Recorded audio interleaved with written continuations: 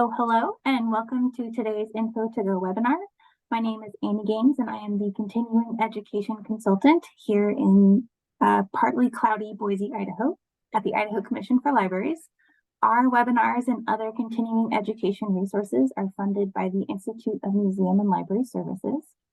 Everyone is muted and we encourage you to use the chat feature to ask questions and discuss with other attendees. As you exit the webinar, you'll be prompted to complete an evaluation, and as always, we appreciate your honest feedback. Today's topic is the employee lifecycle, and our presenter is Tammy Middleton, Human Resources Risk Manager at ICRMP. Tammy, please take it away. Okay, wonderful. Thank you all very much for joining. Sorry about a little technical difficulties, and just so you know, if I look strange, I don't even know if you can see me, but my camera's to the side of me and the presentation's in the front of me, but we'll get moving forward. If you have any questions, please let us know along the way. Okay. So today we're going to talk about the employee life cycle, and really what the purpose of this presentation is to be kind of a cradle to grave, hire to fire, the types of things that you as a leader in your organization will encounter and need to be mindful of. So what is the employee life cycle? Essentially, this is the process of hiring employees. It is managing their performance. That's everything in between hire and then termination, whether that's the employee's choice to leave the organization or we ask them to leave or whatever those circumstances may be. So we'll talk about that and everything kind of in between there. Okay, so the first question people ask me a lot is like, why do we need to manage this? What is important? And there are a couple of things to keep in mind. First and foremost, always is productivity. So we want to manage performance during the employee life cycle to ensure that our employees are contributing their work product, no matter what that may be, to the organization, that they're being productive with the time that they're being paid to be there, and they're helping the organization serve the public and move forward. We also manage it for retention. When employees feel that their leadership is engaged with them, that their leadership is, they're hearing them, that they are heard, they are valued in their organization, they tend to stay with their organizations. And retention is super important because the more we have to terminate somebody, hire somebody new, that process is very costly to the organization. It can be, $4,000 or $5,000 to get somebody hired, trained, and going to several thousands of dollars above that. So getting them there, helping them learn and achieve that deep institutional knowledge and be a functioning member of your team is really important. So you want to get them there and keep them there. And then, of course, you want to avoid litigation. Litigation is always challenging. Not only is it time consuming, but it can negatively impact the reputation of your organization as an employer, as a public entity. And so besides just financial costs, there can be a lot of damage to your reputation. So we want to make sure that we are handling and managing our employees in a lawful way that allows them to come to work, feel safe, produce good work product for us. So this is a body of laws, and this is not by any means all-inclusive. It's not all the laws you need to be concerned about, but these are really the heavy hitters when it comes to employment. So first and foremost, we have the Affordable Care Act. If your folks are eligible for insurance, you need to be mindful of the parameters around Affordable Care Act. We have the Americans with Disabilities Act. So that deals with the employee's perhaps need for an accommodation in the workplace. We have Age Discrimination Act. So that is protecting folks who are over the age of 40 in your organization. Fair credit reporting. If you do background checks, you have to make sure that you follow these laws and regarding the type of information that you gain and what you do with it. Fair Labor Standard Act deals with pay and how we pay our employees, their overtime, part-time, how they're classified in your organization, but even if that's a volunteer, full-time, part-time, seasonal workers. Family Medical Leave Act covers time away from work, federally protected time away from work for employees who are members of organizations that have 50 or more employees. So there's kind of an interesting caveat to FMLA in that all public entities, meaning the employer, is covered by FMLA. They're all covered. However, your employees still have to be qualified for FMLA in order to be able to access that benefit. And in order to be qualified, there has to be at least 50 employees in your organization. So if your library is part of a city, then you count all of the library and the city employees to determine that qualification. If you are a separate library district, then you count whoever's working in your district. And when we count, we just count who's on payroll that day. So there's some caveats to FMLA. Pregnancy Discrimination Protection Act, which protects pregnant workers. There is another law that's been added to that group. That's the Pregnant Workers Fairness Act, which is sort of like ADA in the sense it helps us provide accommodations for pregnant workers. And then there's the Pump Act, which allows workers to pump breast milk at work. And there are some rules around the facilities that need to be provided for them.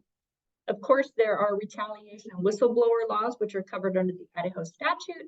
And then there's Title VII, which is the big juggernaut for employee protections, which protect employees against discrimination, harassment, retaliation based on race, national origin, religion, and types of sex discrimination. So I'm not going to go into all of these individual laws and all the caveats to them. You know, if you ever have questions about them, please feel free to give me a call. Just the important thing to take away here is that in the management of our employees over however long they're with our organization, all or some of these laws will apply to that interaction between you and your employees. Okay, so let's talk about hiring. When we go through the process of hiring, for every position that you hire at the library, you need to have a complete job description. You should have a job posting, which is the ad that you put out. A job posting should not be a copy of the job description. It should be more of an advertisement that gives more information about the organization as a whole, but it shouldn't be a copy of those. So that job posting needs to be created. If you do pre-screenings, which I strongly recommend, that's just a really short, like 5-minute over the phone interview with candidates to determine if they exhibit the types of skills you're looking for to bring them in for an in-person interview. So it's kind of a process to help weed out folks that are clearly unqualified for our positions. And then there's the whole interviewing process. There's candidate selection, offer letters, and your document retention policy.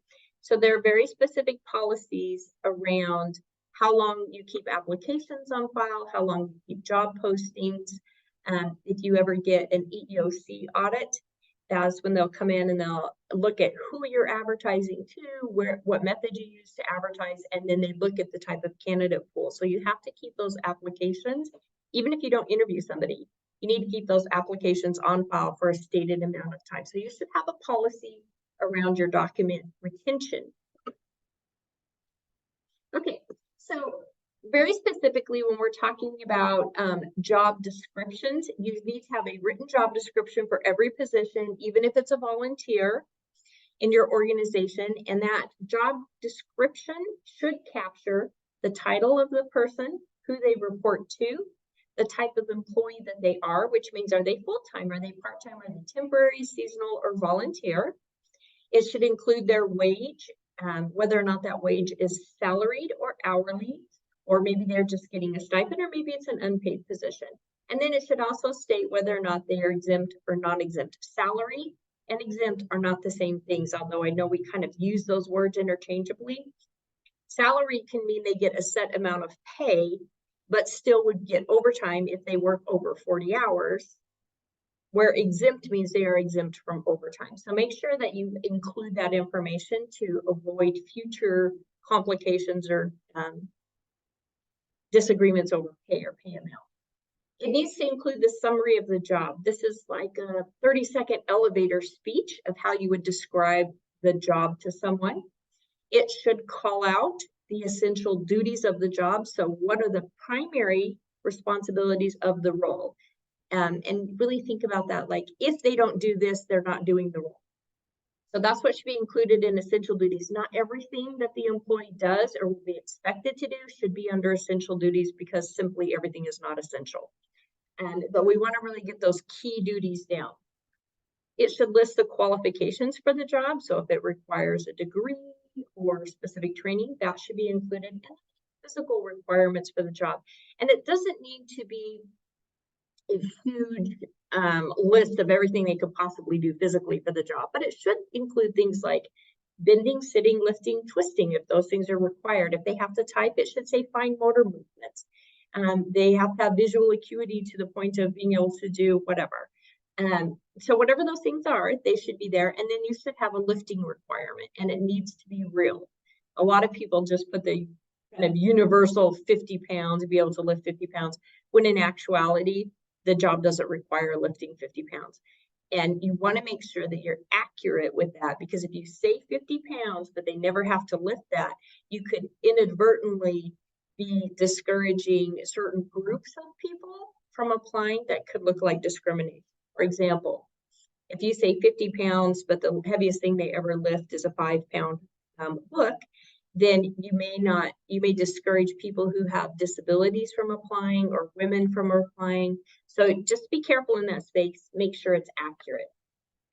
They need to have this job description when they start their job, because we're going to use that job description for many things in the future, which include reviewing their performance, disciplinary action. If they need FMLA, ADA, or workers' compensation, we're going to use that job description to say, what were the physical requirements of this job? What are the essential duties?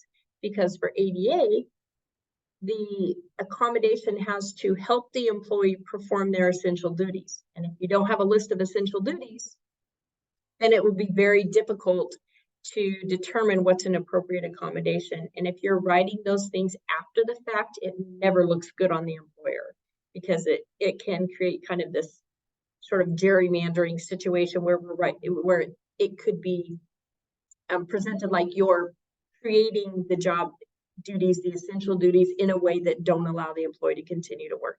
So we want to have all that stuff documented and provided in their employee file, so that we can refer back to them and not be creating them after the fact. So really important to have that complete job description for every position prior to hiring. And then you're going to want to look at those job descriptions probably annually or anytime you're rehiring, to ensure that they continue to be accurate. Okay, so let's talk a little bit about interviewing.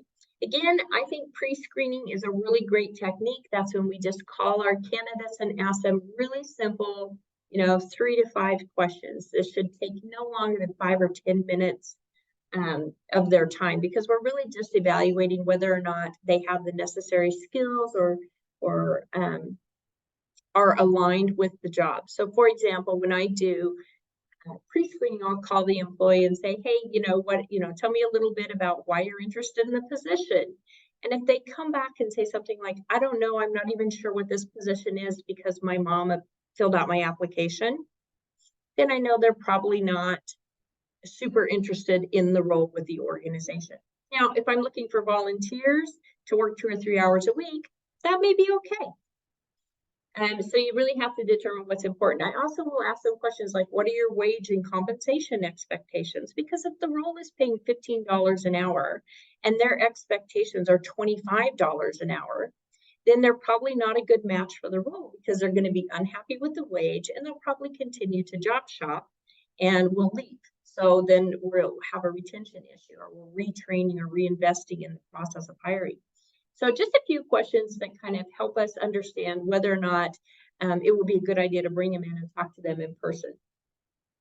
When you're doing interviewing, you need to make sure that everybody who's interviewing candidates, who participates in the interview process, is trained on how to conduct a legal interview. That's the first place that we can really get ourselves into trouble, by asking unlawful questions, or by asking questions that allow the candidate to give us an unlawful answer and not knowing how to steer out of it. So we want to make sure everybody's had that good essential training before they start actually talking to candidates. Because if you were to, for example, ask a candidate, hey, what do you think is important for attendance? And they're like, well, I think you should be able to miss, 1 or 2 days a month. And you're like, oh, well, why would you need to miss that much time? And they're like, I have a medical situation and I need to see my therapist, 2 times a month. Now you know something that you can't make a decision on. So we want to make sure that the questions we ask are appropriate to the interview, the folks asking the questions are trained, and that you know what to do if somebody does say something like that, how to handle it, and what you need to do. You need to also make sure that you have an accommodation plan. This is a plan for how will I deal with an interview if I have a hearing impaired candidate or I have a mobility challenged candidate. If they come into the interview and they are a wheelchair user and the interview's on the second floor where we only have stair access, that's problematic right off the bat. So we want to make sure we're kind of prepared, and anybody participating in interviews understands, what do I do if I have a person who's a wheelchair user? What do I do if I have a hearing impaired candidate, and how do I handle those situations? And hopefully they let you know in advance if they need accommodations to interview, but sometimes they don't. So we want to make sure that we're prepared for that. Again, you want to know your record retention requirements, because interview notes and any candidates interviewed, their records have to be retained as well, and sometimes longer than just applications for candidates that were not interviewed. So make sure that you know what you want to do with that in your organization. And then you need to have the job description available in that conversation and be prepared to answer questions about it. So if the person is interviewing, it's always good to have the immediate supervisor, the person who will be supervising that role, participate in the interview so that they're available to answer questions about that job description and help the employee understand what would be expected of them. Okay, so when we get to the point where we're hiring a candidate, we're picking someone out of all the people that we've interviewed, and I say that like we always just have a pile of people we've interviewed, but sometimes it'll come down to maybe just 2 people. But here's some things to think about. A lot of times we get into a space where we think that we need to hire the person with the most skills or the person who has the best qualifications. And that's not always the case. As a hiring manager in your organization, qualifications and skills are very important, but they are not the end of the story. They're just the beginning of the story. You also have to consider, what is my team dynamic? How will this person fit into my team? Are they going to go along with and get along with folks well? Are they going to be a disruptor? And maybe you need a disruptor. Maybe all of your employees just kind of go along with everything, and you want someone who's going to shake it up.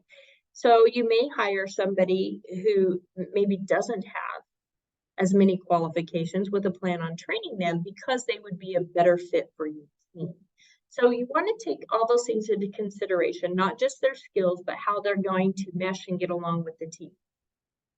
We need to make sure that you're aware of the types of biases that influence our hiring decision, and I'll go over some of those in a little bit, just to talk them through, because we all have bias. It does not matter what your perspective is, we all bring bias to the table.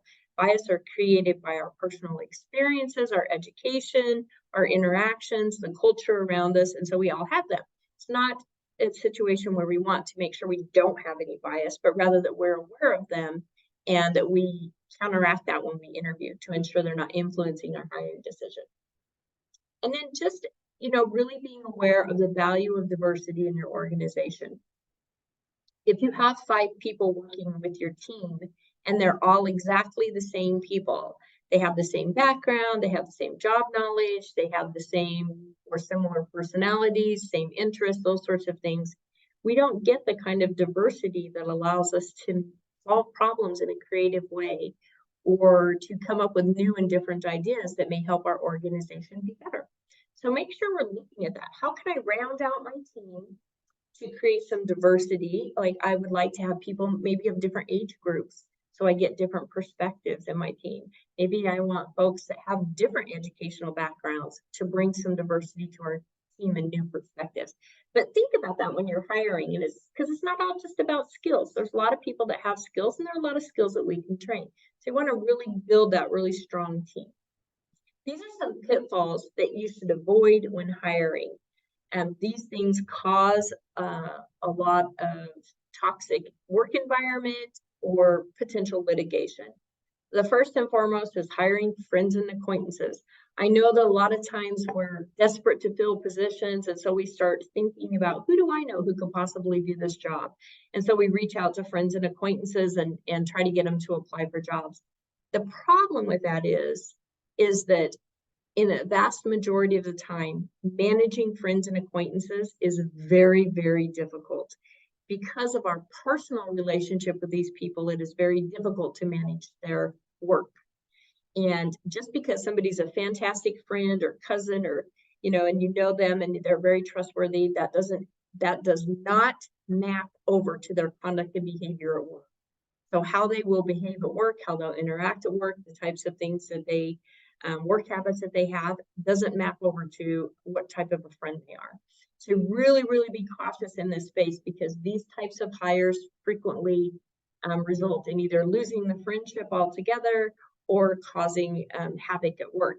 The other issue with that is we start hiring our friends and acquaintances, people who were hired that are not your friends and acquaintances, can start to feel like there's favoritism, that unequal treatment, and that leads to people feeling upset or displaced or undervalued, and that creates kind of a toxic work environment for everyone. So be mindful of that. Also be careful about hiring hopefuls. These are folks that we're just hoping that they can learn the role. Because we need a body in the space, and so we're just hoping that they'll turn into a good employee.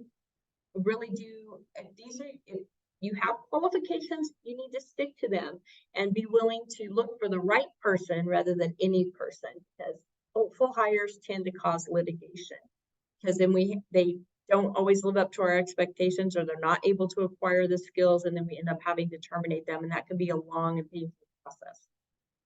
Hiring out of desperation can also be that combination of hiring friends and acquaintances, or hiring hopefuls, or I'm just desperate to get somebody in here. So sometimes we even hire someone who is not as a bad hire. Like, we know this is not a good idea, but we're desperate, and so we just hire them anyway. And that can be problematic. Maybe they've had problems in jobs in the past, or there's been other issues with them that have made them a difficult employee, but we hire them anyway. So really stay out of that desperation space. There's lots of other things that we can do to support our organization without hiring friends and acquaintances or out of desperation. You can reach out to temporary services. You can hold job fairs. You can do more aggressive recruiting. There's lots of things to combat that, to make sure we're getting the right folks hired. Predetermining the type of person. I see this a lot. This can result in discrimination. Sometimes we decide that, for example, a front desk role, we want to hire, we feel like women do better in that role, so we want to hire a female candidate. Those things can get you into big trouble. Determining that people who, worked for the factory in town are not good candidates because you've had a bad experience with a candidate from that company or factory in the past. So you don't hire people who have that background. Those things can all become problematic. So try to be as open-minded as possible and really interview with a good intent and accept candidates from all areas, and then rely on your interviewing and questions to determine whether or not they'd actually be a fit. Ignoring red flags. This is when we hire somebody that puts out a red flag or two during an interview. So maybe they say something like, yeah, I left my last job because I really didn't like my boss. They were very difficult to get along with, and we were always arguing, and we just ignore that. Those types of comments can speak to behavior, and that's something you should maybe ask some more questions about, but never ignore those sorts of things. Because in reality, if you have an employee who struggles with leadership or struggles taking direction, you want to make sure you take that into consideration. And then the last one is when we make these desperation hires, we skip the pre-hire due diligence. So maybe we're so desperate, we just hire them, and then we do a background check. Then we find out there's a problem, or we decide for certain roles, we're just going to skip the background check altogether. And then we hire someone who's problematic. So make sure that you build into your hiring process the time it takes to do your due diligence, to ensure that you check those references, you check their job history, and that you do all of your pre-hire work such as background checks and those types of things before you actually bring them on. It makes it much easier. Now, you can certainly hire somebody and then do the work, but you may have, that's a conditional hire, and then you may have to end up terminating them. And so if you can avoid that, it's best to just do all your homework first. Okay, so job offers. Once we've selected a candidate and they're not our friend and they're not a desperation hire, then we should do a job offer. Every single position that you have, you should give a written job offer, even if it is a high school kiddo that you've got, coming by and mowing the lawn once a week. Okay.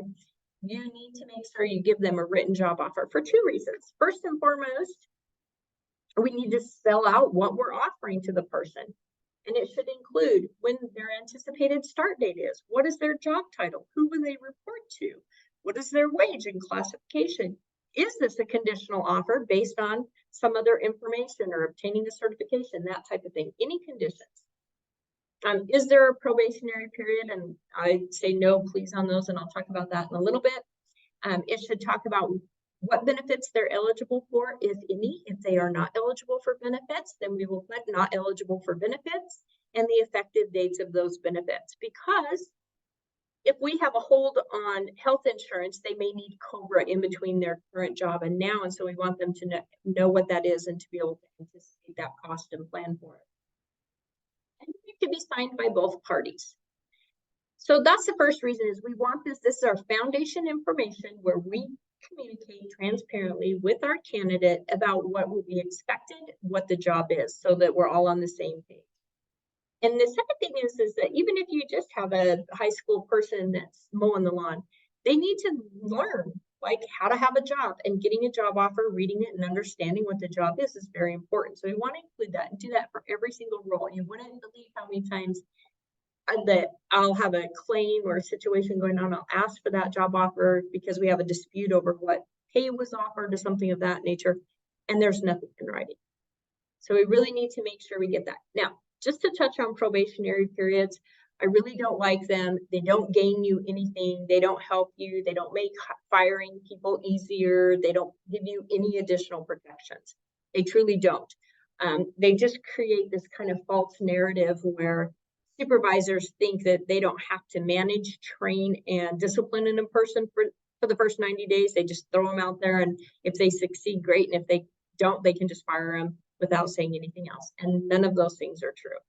You do still have to manage your employee. You do still have to train them. You can't fire them for any unlawful reason. And there are some cases working through the courts that indicate that a probationary period might indicate a contract of employment. So we want to make sure that we're not creating those where we don't need. Now, I know some organizations are for cause, and this again is not going to protect you from that. You still need to have for cause. You need to have a reason and go through that process. So if you can avoid probationary periods, if you have them, I strongly recommend you get rid of them. They really don't add any benefit to the organization and may actually take some away. Okay, so let's talk about some best practices for new hires. When you get somebody, they're brand new, they're coming to your organization, before they arrive, you should send them out a first day agenda. And it could be short, but it should include what time to arrive, who should they ask for, who are they going to be meeting with, do they go to the front desk, do they go to the business office, tell them where to show up and who to ask for, tell them where to park, and then set out their agenda for the day. So if they're going to be there all day, you may want to write in when their lunch break will be. You need to let them know they're going to go through orientation first, and any paper documents they'll need to bring for their I-9 or whatever that may be. If they are qualified for benefits and need to sign up for those, then maybe they need to bring, the birth dates and social security numbers of their family members who will be under the coverage. So whatever that is on the first day, give them a list of what to expect. If you take them out to lunch on the first day, let them know that you'll be doing that. If you don't and they need to pack a lunch, let them know that. If you have a refrigerator, they can put their lunch in, great. If you don't, let them know that as well. That just eases that first day because the employee is going to arrive, they know where to park, they know who to ask for, they know how their day is going to look, and they can plan for that. And it also communicates that the organization is really focused on making that onboarding transition really good. So orientation, let them know what you're going to cover in orientation. This should include completing all of their new hire paperwork. It should include training on respectful workplace, and any other specific trainings that you have for employees before they actually go onto the floor and start interacting with coworkers and members of the public. You should also include an onboarding process. So do you have a mentor with someone who is responsible for training them? Who's the person who's going to show them all the ins and outs of the library? Where's the bathrooms? How do you do this? How do you do, check out books? How do you manage things? So there should be an onboarding process that eases them into the position that is supported with a trainer or a mentor. And then it's good to have a 30, 60, 90-day plan, which means that whoever they report to should check in with them at 30 days and have a formal sit-down coaching conversation that lets them know, that lets them know how the job is going, maybe sit down and get that job description out and kind of go over that with them to let them know that, what they still need to learn, or if they have any questions about what their job duties are, those types of things. So we're going to go over that job description and see what they've learned, what they haven't, maybe we need to make some adjustment. And then kind of do the same thing at 60 days and 90 days, kind of that onboarding period of the first 3 months, just meeting with them periodically to ensure that the things that we expected and how the job is and what they expected the job to be, we're all on the same page to kind of launch them into their career. And so coaching, you should be doing this with all of your employees.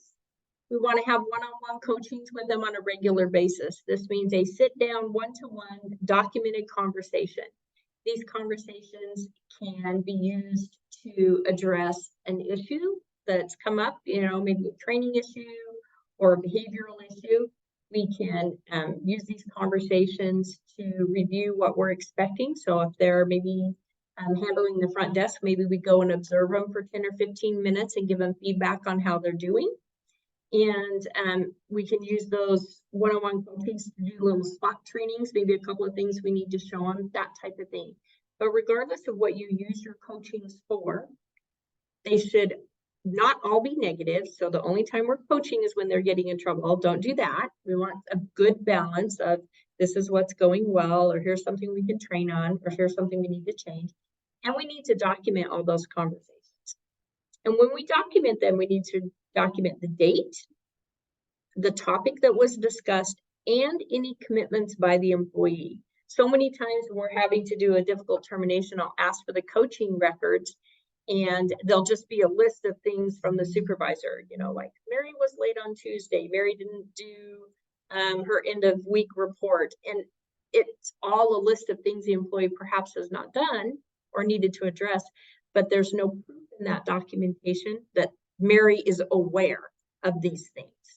So we need to say, document it. Had a conversation with Mary about attendance. She committed to immediate and sustained attendance. So you want to write those things down, and you want to give a copy of that to the employee so they're aware that we're documenting and that they can use that to kind of follow up. So then we get to the kind of the bulk of the performance management. So this process is ongoing all the time for all employees. So that should include their training. It should include, and you want to document training. So everything you train them on and how they are trained, when they are trained. So you want to document the time and the topic. Your coaching conversations, that goes on for the life cycle of the employee. The entire time they're your employee, you should be coaching with them on a regular basis, one-on-one, documented conversations. It should include performance reviews. Whether your organization does performance reviews formally, like a written performance review that they get annually or quarterly, or it could be informal performance reviews, which we have during our coaching conversations. But whatever it is, employees have a right to know how they're performing against your expectations. So we should talk about that with them and document those conversations, even if we don't have a formal review process.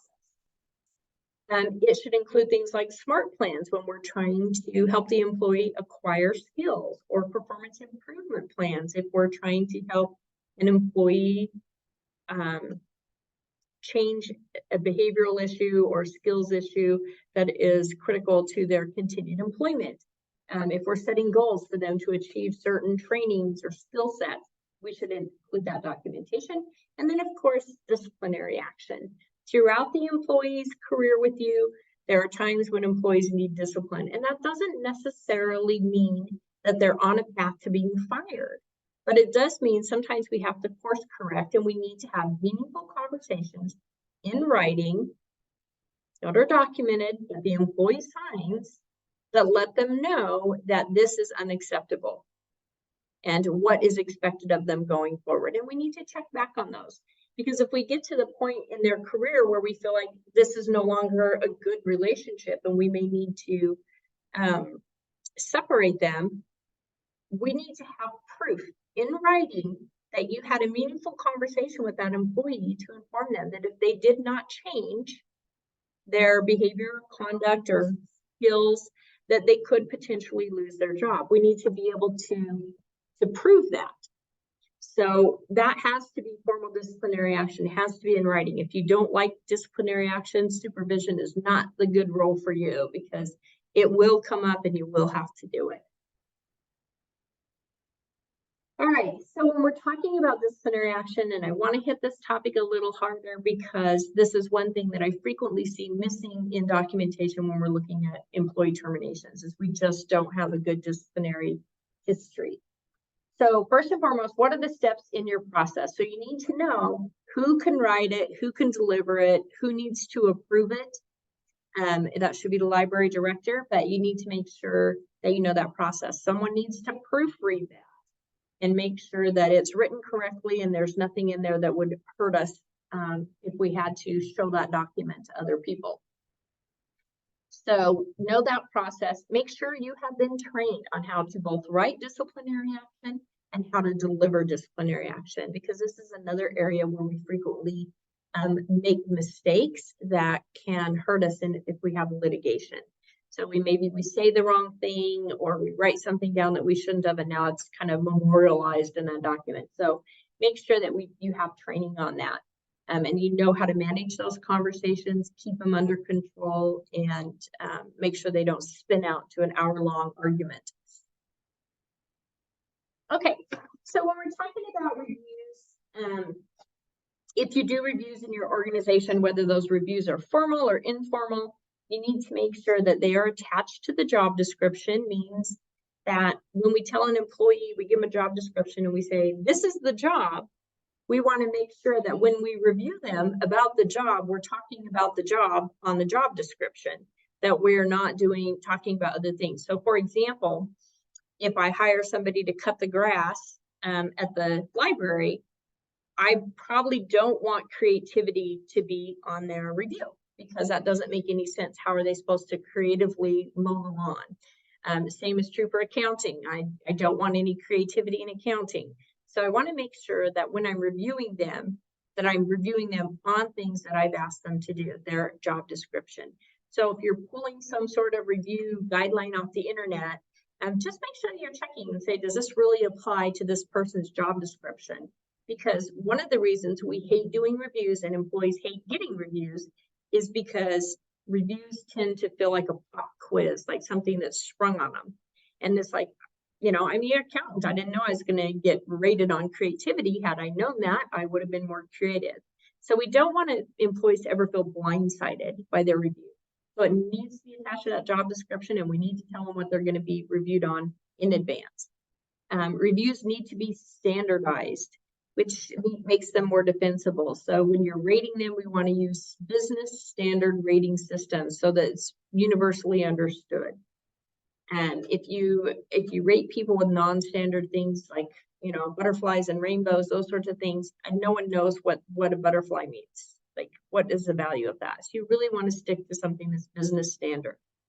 And your employee reviews should fall on a standard distribution, which means you probably do have some low performers, some high performers, and some mid performers.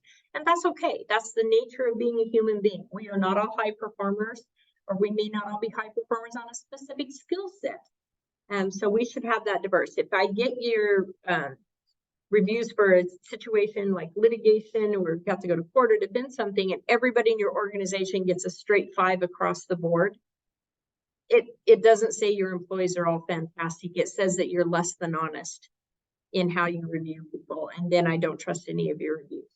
So if you're going to do them, you got to make sure that they're done correctly, they're done right, they're accurate and honest.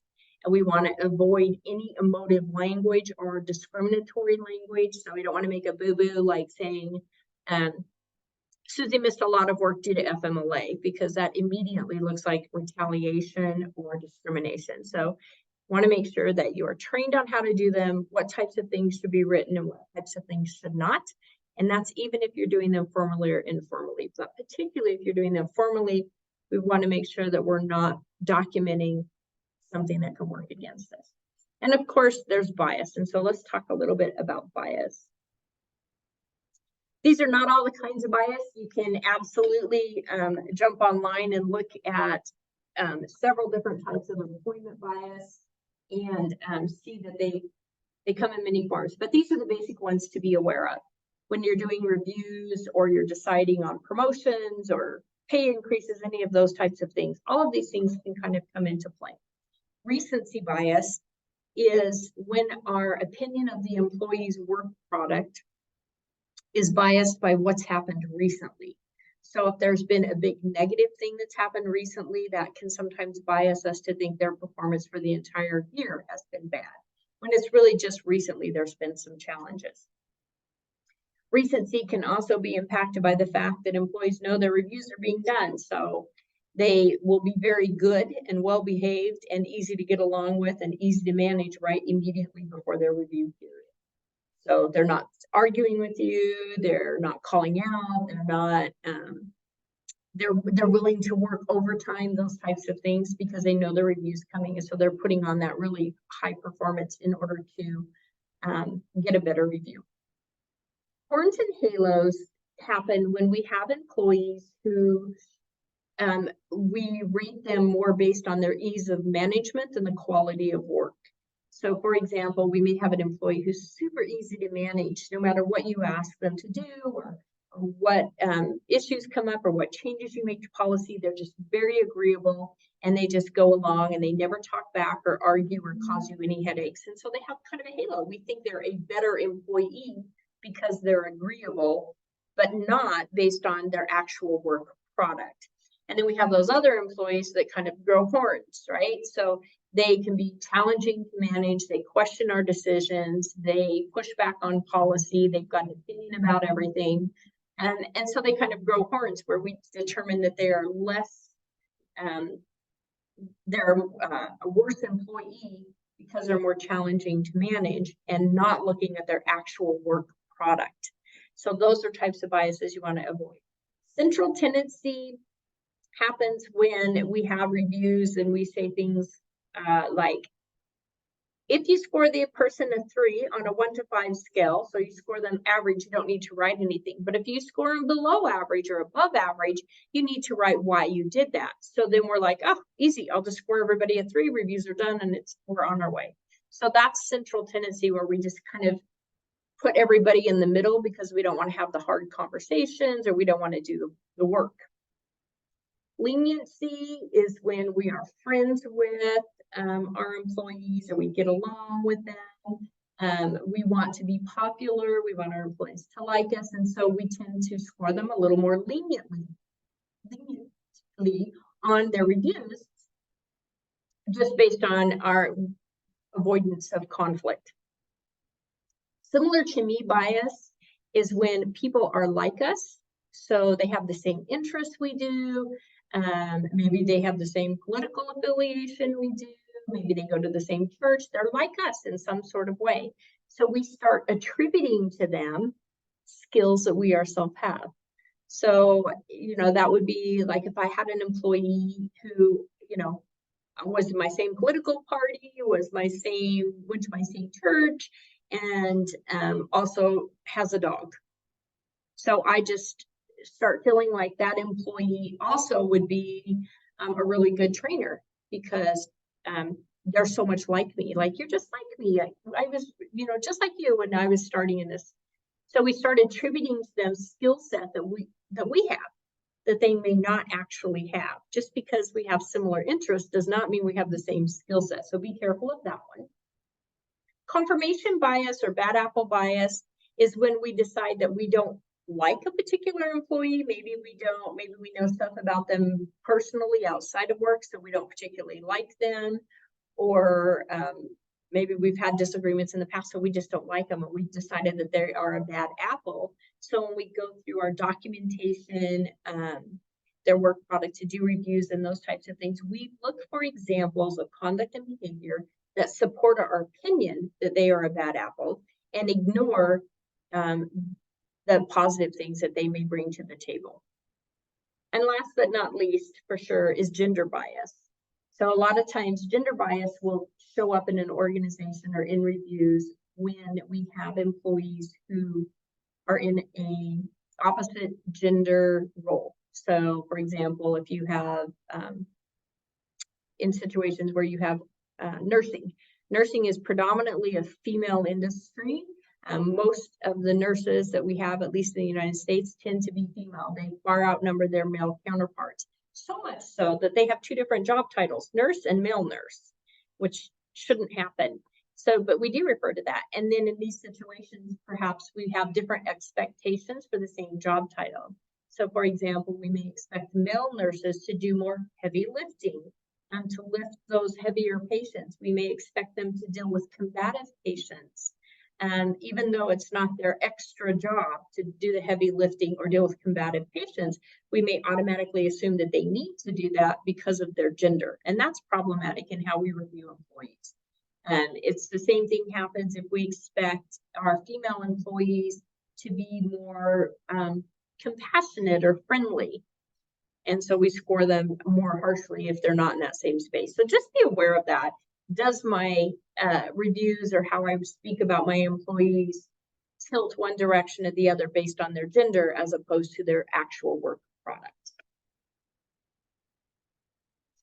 All right, so let's talk a little bit about terminations. So these are the types of things that can happen that cause an employee to be terminated. They can self-terminate, which means they resign their position.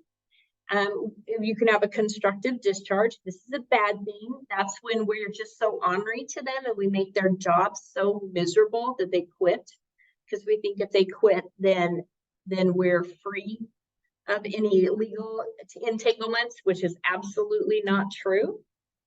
Job abandonment, that is when they just stop showing up for work. You need to make sure that you have a policy of how many days an employee is a no-call, no-show before you consider it job abandonment. Make sure that's in your policy. Sometimes for market or budgetary reasons, we need to lay off or furlough people. Sometimes it's an agency decision, which means they're fired for a reason, not to be confused with fired for cause. That is a statutory obligation for library districts. So for cause, it requires additional steps.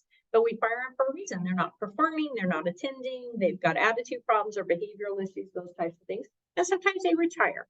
So these are all ways people can leave our organization. You may be able to think of some more, but these are the main categories. So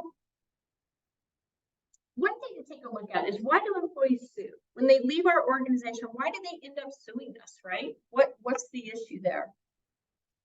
So sometimes they're the type of person who's just going to sue you. No matter what you do, if you did everything absolutely picture perfect, they still sue. And there's nothing you can do about that. It's the important thing is to do the things you're supposed to do, complete your documentation, stay within the boundaries of the job and the employment laws. And then we just have to deal with that because they're that type of person. Sometimes they are actually wrongfully terminated, which means they were terminated for an unlawful reason. Or they're surprised, right? Oh my gosh, I can't believe I'm getting fired.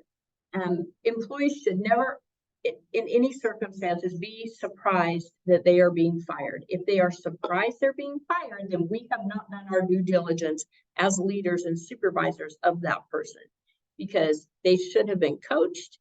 They should have had performance plans. They should have had formal written disciplinary action that advised them if they continued on with the course they were on, that they could lose their job. So they should not ever be surprised. But they will be surprised if we do 0 to 60, right? If the first formal action we take with that employee where they sit down and have to sign something is when they're getting fired, that will cause them to be surprised. Sometimes the employee's been doing whatever the behavior is for years and getting away with it, or we haven't addressed it in a meaningful way, and then we get emotionally fed up with it and we just fire them. So that will come as a surprise to them because they've been getting away with it for a long time, which is why we must coach and hold people accountable in a reasonable way so they can know. All right, so why do we lose wrongful termination cases? So when we get sued, why do we lose? Important one, it is really a wrongful termination. It was discriminatory, harassment, retaliation, something of that nature that was unlawful. So that's why we would lose a case.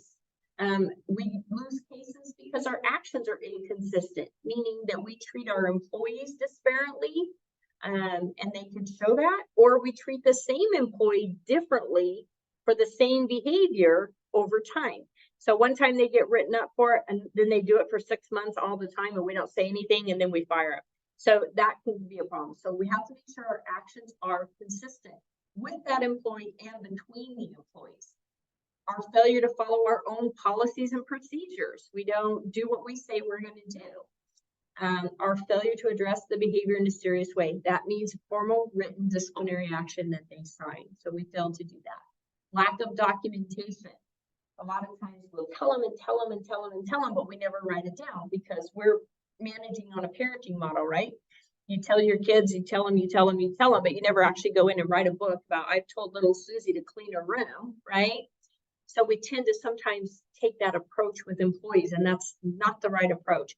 We need to make sure that we are writing those coaching notes down. We do have that in writing documentation, job descriptions, performance improvement plans. If you don't have any documentation, it's your word against their word. And that just doesn't put us in a good position. Lack of training, meaning we can't prove that we did in fact train them on how to do something, and document that they actually knew how to do it and were capable of doing it.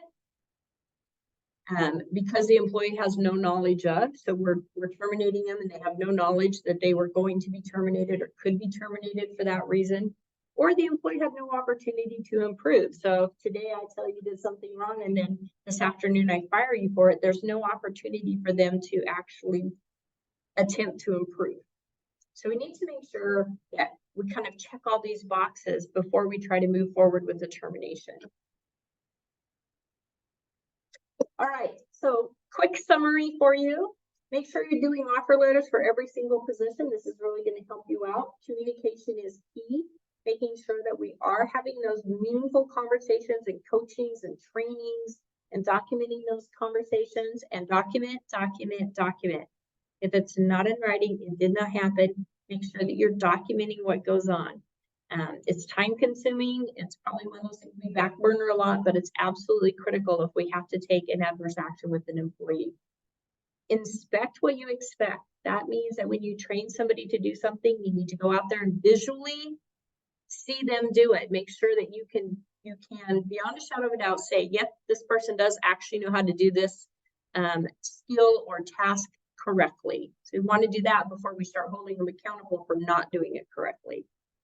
And you have to hold yourself and your direct reports accountable. You absolutely have to have those big conversations and make sure that when appropriate, they are signing it and they understand that they are impacting their job. Okay, and that's all the information I have. This is my contact information. If you guys have questions, I think I can get them here. But if not, this is my contact information, and I'm happy to answer employment questions or anything about the training for you.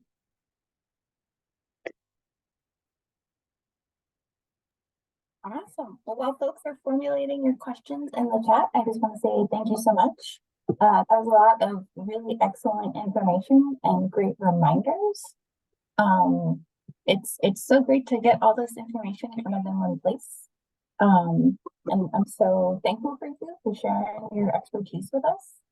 So just a question that someone might ask, so if someone wants to reach out to you from a library, do they have to be an ICRMP member to talk to you, or could you talk to anybody that works at a public library? We're more than happy to answer questions if you're a non-member. I think most libraries are members, but if you have a question, I'm happy to help you out or get you to someone who can. Awesome. It's a very librarian answer. I love it.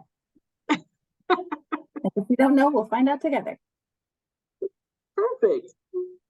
Awesome. Well, thank you so much. Thank you so much for attending, everybody. Thank you, Tammy, for presenting. I'm going to stop the recording now.